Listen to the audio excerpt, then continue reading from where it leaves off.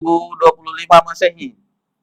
Alhamdulillah Allah perjumpakan kita, Allah kumpulkan kita di salah satu tempat yang paling baik di permukaan bumi, yakni Masjid Allah Subhanahu wa taala. Alhamdulillah ini adalah salah satu di antara banyak nikmat Allah yang kita rasakan, kita diperkumpulkan di tempat yang mulia ini.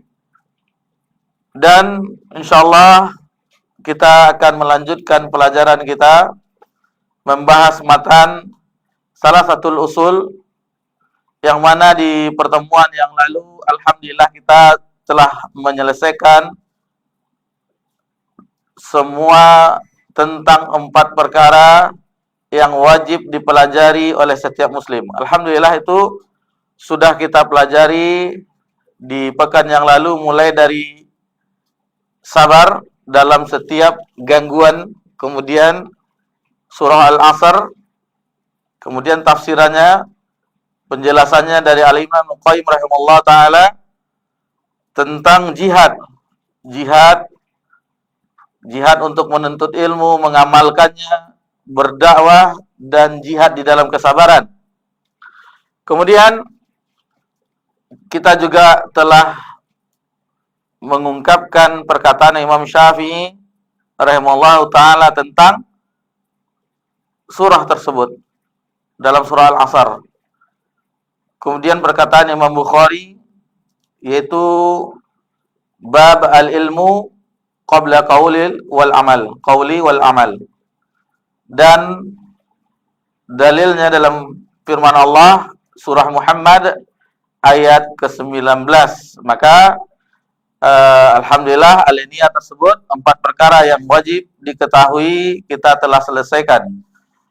Insyaallah kita akan masuk ke pembahasan berikutnya, yang mana ini sempat kita sebutkan di pertemuan kita yang terakhir, namun ini tidak sempat kita jelaskan karena masuknya azan waktu Isya. Kita azan, setelah itu kita terhenti, dan insyaallah ini akan kita lanjutkan. Yang mana penulis rahimahullah ta'ala menyebutkan pada poin berikutnya. Jadi pembahasan pertama 4 perkara yang wajib diketahui oleh setiap muslim itu telah kita pelajari. Yang pertama ilmu, mengamalkannya, berdakwah, dan bersabar di atas gangguannya. Alhamdulillah 4 perkara tersebut itu telah kita pelajari. Kemudian mu'alif rahimahullah ta'ala menyebutkan lanjutannya, i'lam rahimakallah, ketahuilah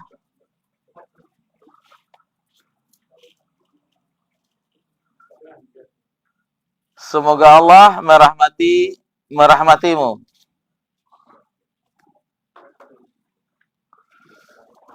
Jadi i'lam rahimakallah, semoga Allah merahmatimu, ketahuilah annahu yajibu ala kulli muslimin, sesungguhnya wajib atas setiap orang muslim, wa muslimatin, dan muslimah, ta'allumu salasati hazil masail wal amalu bihin, untuk mempelajari 3 perkara, 3 permasalahan, dan wajib mengamalkannya. Jadi di yang sebelumnya 4 perkara, yang ini 3 permasalahan perkara, dan wal amalu bihin, dan wajib mengamalkannya. Al-ula, yang pertama, annallaha khalaqana, sesungguhnya Allah lah yang telah menciptakan kita, wa razaqana, dan Allah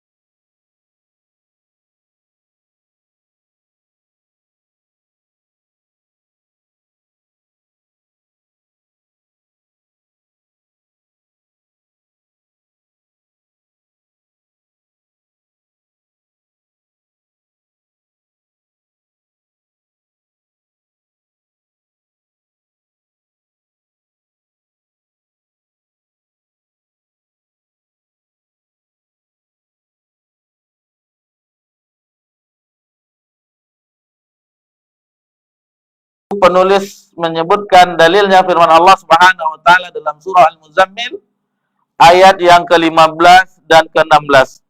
Inna arsalna ilaikum rasulan syahidan alaikum kama arsalna ila fir'auna rasulan. Sesungguhnya kami telah mengutus rasul-rasul kepadamu. Jadi setiap kaum itu Allah telah mengutusnya sebagai saksi atasmu. Kama arsalna ila fir'aun, sebagaimana kami telah mengutus kepada Firaun utusan seorang rasul. Fa'asa fir'aunur rasulah fa'akhadnahu akhzahu wabila.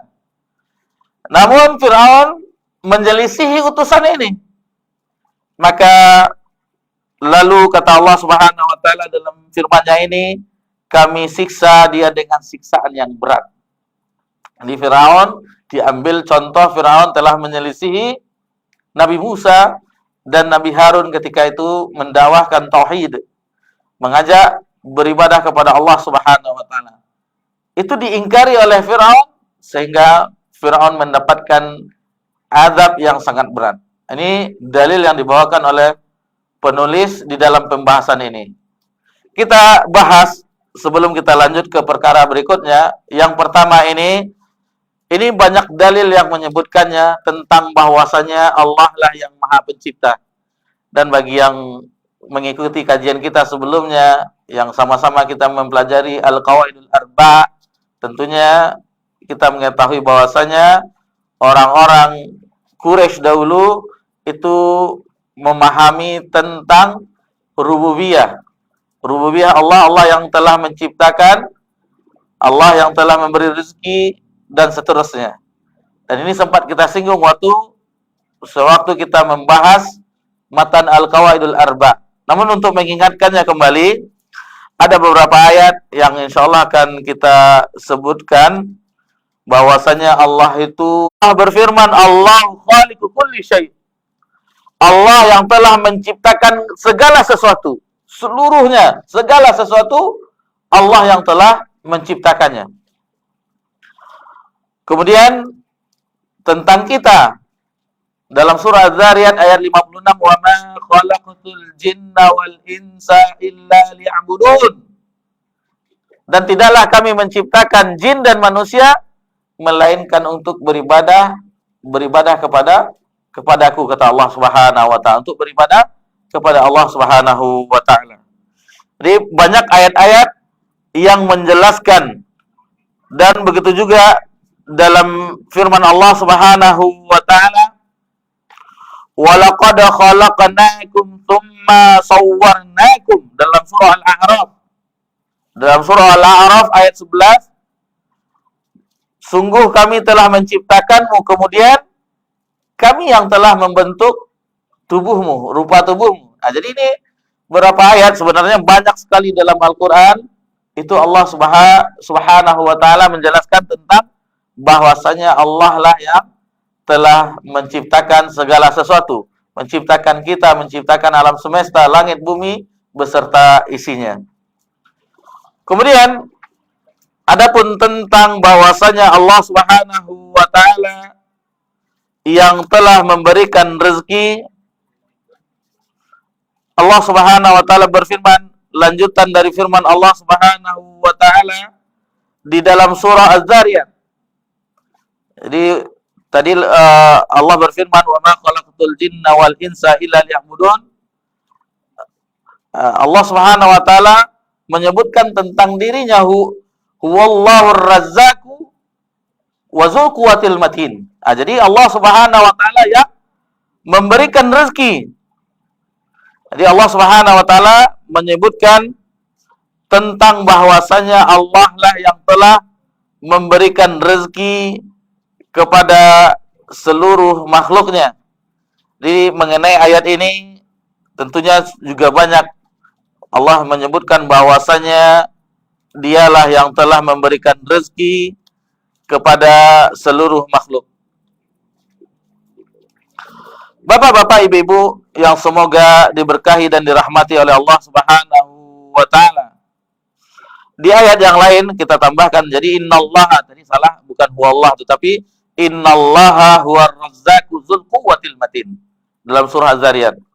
Kemudian di dalam ayat yang lain dalam surah Saba, qul man yarzuqukum minas samawati wal ard. Katakanlah, siapa yang telah memberi rezeki di langit dan di bumi? Qulillah. Maka katakanlah itu Allah. Jadi sebagaimana yang tadi banyak dalil-dalil yang menyebutkan tentang Allah yang telah menciptakan dan Allah yang telah memberikan rezeki. Begitu juga di sunnah-sunnah Nabi Sallallahu Alaihi Wasallam, di hadis-hadis Nabi Sallallahu Alaihi Wasallam, yang tentunya kita sudah memahami ini karena telah kita singgung di pelajaran kita sebelumnya di matan Al-Qawaidul Arba. Kita hanya mengingatkan kembali bahwasanya pembahasan tentang ini telah kita bahas di matan sebelumnya. Kemudian mu'alif menyebutkan di antara bentuk kasih sayang Allah Subhanahu wa taala, yaitu Allah setelah Allah menciptakan, Allah memberikan rezeki, Allah tidak membiarkan kita begitu saja. Ini bentuk kasih sayang Allah Subhanahu wa taala, bal arsala ilaina rasulah. Bahkan Allah mengutus rasul kepada kita. Jadi Allah mengutus rasulnya, menurunkan wahyunya untuk keselamatan kita. Jadi selain firman-Nya, lalu diutus rasul untuk menjelaskan firman Allah Subhanahu wa taala, ayat Allah Subhanahu wa taala. Bagaimana maksud dari ayat tersebut? Bagaimana tafsirannya? Bagaimana pengamalannya? Itu telah dicontohkan oleh Nabi kita tercinta sallallahu alaihi wasallam. Tujuannya apa? Agar kita selamat. Agar kita selamat. Bayangkan Allah Subhanahu wa taala dengan sifat kasih sayangnya tidak ingin kita itu celaka. Pertama, ketika di alam ruh itu setiap kita diminta perjanjian. Allah taala berfirman, "Alastu bi rabbikum?" Qalu bala syahidna, dalam surah Al-A'raf. Jadi di alam ruh kita semuanya anak cucu Adam telah berjanji, mengambil perjanjian. Bukankah aku ini Rabbmu? Lalu ruh kita telah menjawab di alam ruh, benar, dan kami telah mempersaksikannya. Kemudian yang kedua, itu kita dilahirkan setelah proses dari nutfah, kemudian dari segumpalan daging, kemudian ada tulang belulang, kemudian lahirlah kita ditiupkan ruh sampai masanya lebih kurang 9 bulan rata-rata. Maka setelah itu kita dilahirkan oleh Allah Subhanahu wa taala dalam keadaan fitrah. Kullu mauludin yuladu ala fitrah. Jadi setiap kita itu dilahirkan dalam keadaan fitrah, yakni fitrah di situ adalah dalam keadaan Islam. Akan tetapi bapaknya lah, orang tuanya lah yang menyebabkan dia seorang Yahudi, Nasrani. Jadi secara umumnya kita itu dilahirkan dalam keadaan Islam. Akan tetapi ada seseorang itu dilahirkan di Eropa sehingga dia menjadi seorang Kristen, Nasrani. Ada seseorang itu dilahirkan di India, akhirnya dia beragama Hindu dan seterusnya. Dan walhamdulillah, kita di antara nikmat yang Allah berikan kepada kita, nikmat yang ketika kita dilahirkan oleh kedua ibu bapak yang alhamdulillah beragama Islam. Ini nikmat dari Allah Subhanahu wa taala. Dan negeri kita, negara kita ini adalah negara yang mayoritas muslim. Alhamdulillah. Kita bisa berjumpa, mengucapkan salam di mana-mana berkumandang azan. Alhamdulillah, nikmat dari Allah Subhanahu wa taala. Kemudian setelah itu Allah turunkan wahyunya. Sebagaimana kita singgung tadi, Al-Qur'anul Karim. Ini salah satu bentuk kasih sayang Allah Subhanahu wa taala yang sangat banyak. Kemudian tidak cukup sampai di situ, Allah utus rasulnya. Kemudian Allah berikan kita panca indera. Hati, telinga, mata. mata untuk melihat ayat-ayat Allah Subhanahu wa taala, telinga untuk mendengarkan ayat-ayat Allah Subhanahu wa taala. Kemudian hati kita untuk memahaminya, untuk mentadabburi ayat Allah Subhanahu wa taala. Jadi mana lagi yang kita dustakan? Sudah jelas Allah Subhanahu wa taala memberikan yang Allah inginkan keselamatan bagi kita. Namun karena faktor-faktor yang lainnya, faktor hidayah, karena Allah yang menghendaki hidayah terhadap siapa yang Allah inginkan, makalah dibagi-bagi hidayah tersebut sebagaimana Allah membagi-bagi rezeki. Ada yang si fulan Allah lebihkan dengan kekayaan harta, ada si fulan yang Allah lebihkan dari masalah ilmu. Misalnya ada seseorang yang hafal Al-Quran, kemudian mendapatkan sanad juga, kemudian juga memahami hadis Nabi SAW, begitu. Jadi Allah yang telah membagi-baginya terhadap siapa yang Allah inginkan. Dan walhamdulillah 17 kali minimal itu yang kita minta kepada Allah. Ketika kita membaca ihdinas siratal mustaqim. Ya Allah, tunjukilah kami jalan yang lurus. Siratal mustaqim. Sebagaimana Al-Hafiz Ibnu Katsir menukilkan penafsirannya bahwa siratal mustaqim adalah agama Islam. Siratal mustaqim adalah kitab Allah. Siratal mustaqim adalah Nabi Muhammad sallallahu alaihi wasallam. Siratal mustaqim adalah Abu Bakar dan Umar. Dan semuanya itu bisa dikompromikan. Bukankah Islam itu adalah jalan yang lurus? Bukankah kitabullah itu adalah jalan untuk menuju petunjuk untuk jalan yang lurus? Bukankah Nabi Muhammad SAW itu adalah contoh untuk jalan yang lurus? Bukankah Abu Bakar dan Umar merupakan contoh yang telah menempuh jalan yang lurus? Nah, jadi semuanya bisa dikompromikan. Jadi kalau masalah kita belajar di dalam khilaf ini namanya khilaf tanawu'. Khilaf yang bisa dikompromikan. Ada satu lagi khilaf tadda', itu tidak bisa dikompromikan. Yang satu mengatakan, contoh masalah akidah, yang satu mengatakan Allah fis sama', Allah di langit. Yang lain mengatakan Allah di mana-mana. Ini tidak bisa disatukan. Ini namanya khilaf tadda'. Ini khilaf yang tidak bisa dikompromikan. Ini contohnya. Taib. Bapak-bapak, ibu-ibu yang semoga diberkahi dan dirahmati oleh Allah Subhanahu wa taala. Faman ata'ahu dakhalal jannah. Barang siapa yang mentaati Rasul ini yang telah diutus, baik sebelumnya sampai yang terakhir Nabi Muhammad SAW, maka masuk surga. Wa man asahu dakhalan nar. Dan barang siapa yang menyelisihinya, maka ia akan masuk neraka. Ini banyak dalil yang menunjukkan tentang taat kepada Allah. Ati'ullah wa ati'ur rasul. Ati'ullah wa ati'ur rasul. Wa may yuti'illah faqad ata' wa may yuti'ur rasul faqad ata Allah. Banyak ayat-ayat yang menjelaskan tentang ini. Barang siapa yang mentaati Allah dan Rasul, maka begini, dia akan selamat. Barang siapa yang mentaati Rasul, maka sesungguhnya ia taat kepada Allah. Banyak ayat-ayat Allah Subhanahu wa taala yang menyebutkan tentang taat kepada Rasul ini. Salah satunya kita ambil firman Allah Subhanahu wa taala dalam surah Ali Imran, wa atiullaha wa rasulah la'allakum turhamun. Dan taatilah Allah dan Rasul la'allakum turhamun, agar mudah-mudahan kamu mendapatkan kasih sayang Allah Subhanahu wa taala. Kemudian dalam surah An-Nisa, wa may yuti'illaha wa rasulahu yudkhilhu jannatin tajri min tahtihal anharu khalidina fiha. Dalam surah An-Nisa ayat 13, Allah Subhanahu wa taala berfirman, barang siapa yang mentaati Allah dan Rasulnya, yudkhilhu jannatin tajri min tahtihal anharu khalidina fiha, maka Allah akan memasukkannya ke dalam surga yang sungai mengalir di bawahnya, khalidina fiha, dan itu kekal selama-lamanya. Wadzalikal fawzul azim. Dan yang demikian itulah kemenangan yang besar.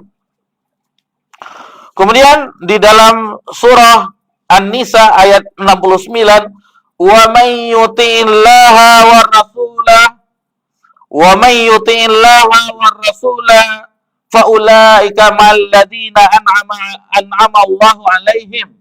Dan barang siapa yang mentaati Allah dan Rasul, merekalah orang-orang yang bersama orang-orang yang telah Allah beri nikmat minan nabiyyin, di antara golongan para nabi, wasiddiqin, golongan orang-orang yang jujur, wasyuhada, dan orang-orang yang syahid, wassalihin, dan golongan orang-orang yang soleh, wa hasuna ulaika rafiqa, dan itulah sebaik-baik teman nanti di akhirat kelak.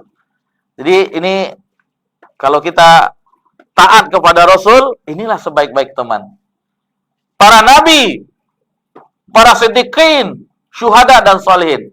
Kalau menyelisihi Rasul, itu akan ada di situ iblis, syaitan, Fir'aun, Qarun, Haman dan seterusnya. Nah, ini di sini mana kita tinggal memilih mana yang kita inginkan, bersama orang yang telah Allah beri nikmat atau orang yang telah dilaknat. Tentunya kita akan memilih orang-orang yang telah diberi nikmat oleh Allah Subhanahu wa taala. Di dalam hadis juga banyak. Ini kita tidak semua kita sebutkan. Di dalam hadis kullu ummatin yadkhulunal jannah. Setiap umatku akan masuk surga. Ila man aba, kecuali bagi yang enggan. Nah, jadi ada umat Nabi sallallahu alaihi wasallam yang tidak mau masuk surga. Nabi telah mengatakan bahwasanya setiap umatnya akan masuk surga. Illa man aba, kecuali bagi yang enggan. Jadi para sahabat heran. Man aba ya Rasulullah? Siapa pula yang enggan masuk surga ya Rasulullah? Jadi Nabi mengatakan, man ata'ani dakhalal jannah wa man asani faqad aba. Barang siapa yang mentaatiku maka dia itulah yang masuk surga, dan barang siapa yang bermaksiat kepadaku, menyelisihiku, maka itulah orang yang enggan masuk surga. Jadi kalau ada orang yang tidak mengikuti Nabi SAW, tidak mau mengikuti perintah Nabi SAW, tidak mau menempuh jalan Nabi SAW, maka itulah orang yang enggan untuk masuk surga. Enggan dia, tidak mau dia masuk surga. Jadi jalan untuk masuk surga yaitu dengan mengikuti jalan Nabi SAW. Sebagaimana telah kita sebutkan bahwasanya tariqah, jadi setiap tariqah, setiap jalan menuju surga itu telah ditutup. Telah ditutup. Tidak ada jalan-jalan menuju surga kecuali jalannya Nabi Muhammad SAW. Kecuali jalan Nabi Muhammad SAW. Maksudnya untuk umat akhir zaman. Adapun sebelumnya tentu ada para nabi dan rasul yang telah diutus sebelum Nabi SAW. Jadi tidak usah kita bapak-bapak, ibu-ibu, kalau ada yang mengatakan tariqah ini, ikut tariqah ini, baiat ini, tidak usah. Cukup dengan mengikuti jalan Nabi Muhammad SAW. Tetapi jalan ini berat ini. Karena setiap yang kaum muslimin dan muslimat yang apabila kita sudah cenderung ke jalan ini, maka akan banyak cobaannya. Sebagaimana kita sebutkan, ada saja masalahnya. Yang ini, rintangannya itu tetap ada. Tetapi itulah yang kita bahas di pembahasan sebelumnya, sabar. Sebagaimana Nabi SAW telah bersabar menghadapi kafir Quraisy. Bersabar. Berapa lama sabarnya? 15 tahun. 15 tahun. Itu bukan waktu yang sebentar. 15 tahun. Ketika Nabi telah hijrah, kemudian di 3 tahun setelah, jadi 3 tahun setelah itu, Nabi di tahun ketiga setelah hijrah, tepatnya di tahun kedua, tepatnya di peristiwa perang Badar, maka di waktu itulah Allah perintahkan untuk berperang dengan kafir Quraisy. Di 13 tahun di Mekah hijrah, tambah 2 tahun di Madinah setelah hijrah, baru diperintahkan berperang. 15 tahun. Dan itulah kemenangan pertama melawan kafir Quraisy, itu di peristiwa perang Badar. 15 tahun. Jadi kalau kita terganggu hanya 15 bulan, belum seberapa lagi kan. Nabi 15 tahun itu bersabar terhadap gangguan kafir Quraisy. Bapak-bapak, ibu-ibu yang semoga diberkahi dan dirahmati oleh Allah Subhanahu wa taala. Kemudian di sini muallif membawakan firman Allah dalam surah Al-Muzammil sebagaimana ini percontohan bahwasanya dahulu telah diutus Rasul, inna arsalna ilaikum rasula, telah diutus kepadamu, kepada kalian atau di zaman itu seorang rasul.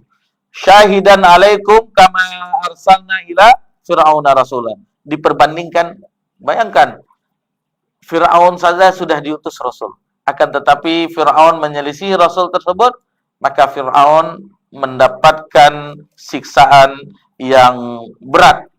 Taib, itu yang pertama, permasalahan pertama yang wajib dipelajari dan diamalkan. Kemudian yang kedua, permasalahan yang kedua, atsaniyah, annallaha la yarda. Sesungguhnya Allah tidak redha ayyusraka ma'ahu ahadun fil ibadah. Ketika Allah disekutukan atau diberikan tandingan kepada Allah di dalam ibadah kepadanya. Jadi Allah tidak redha. Tak akan pernah redha Allah Subhanahu wa taala. Dengan apapun, la malakun muqarrab, meskipun itu malaikat muqarrabin yang terdekat. Kemudian wala nabiyyun mursal, meskipun dengan nabi yang diutus. Wa dalilu qauluhu ta'ala, dan dalilnya adalah firman Allah Subhanahu wa taala itu dalam surah Jin.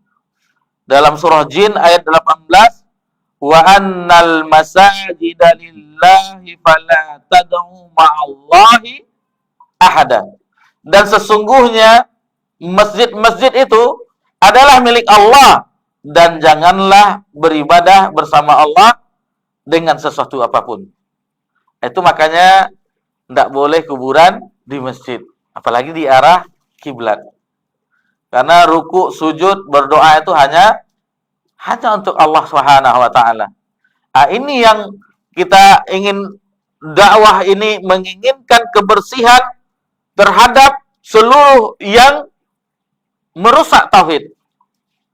Yang mana Nabi menginginkan ibadah itu hanya kepada Allah, doa itu hanya kepada Allah, meminta pertolongan itu hanya kepada Allah, dan seterusnya hanya kepada Allah.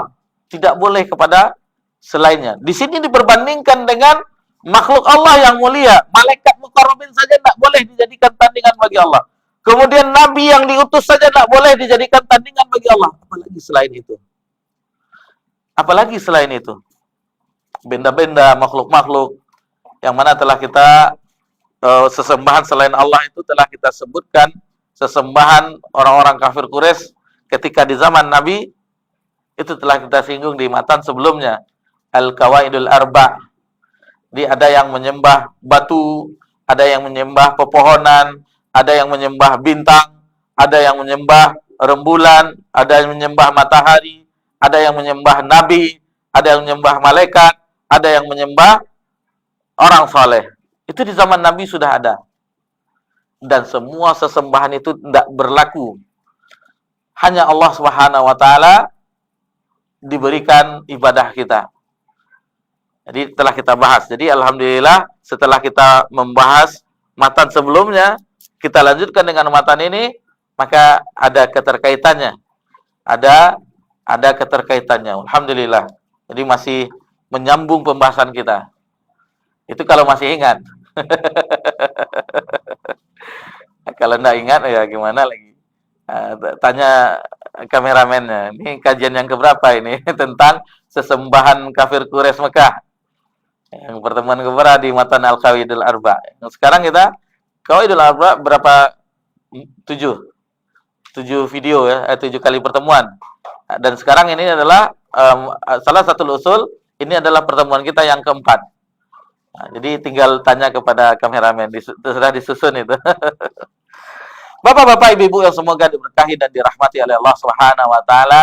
Jadi dakwah tauhid ini dakwah yang bagaimana jelasnya dakwah ini. terang sebagaimana terangnya matahari tanpa ada awan. Yang diajak yaitu mengikhlaskan ibadah hanya untuk Allah semata, tanpa ada sedikit pun kesyirikan di situ.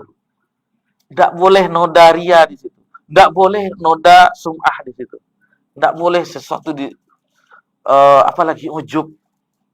Ujub. Awak yang paling rajin ikut masjid Utsman bin Affan kau, awak tarik buka pintu kau. Ini ujub. Tidak boleh.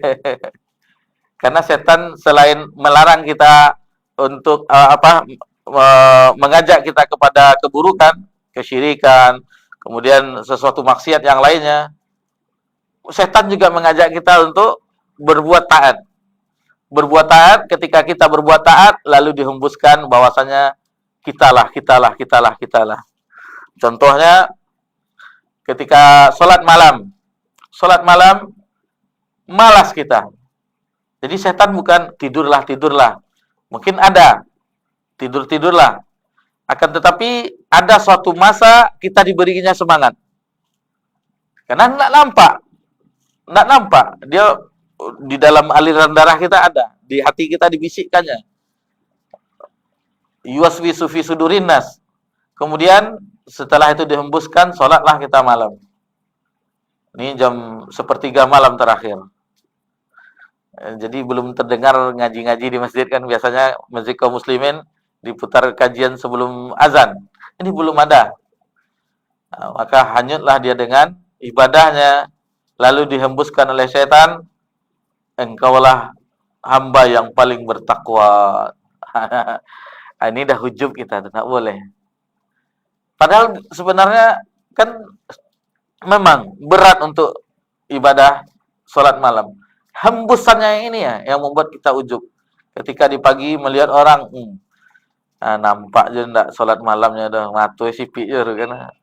Ini dah mengukui, sudah meremehkan orang lain pula kita.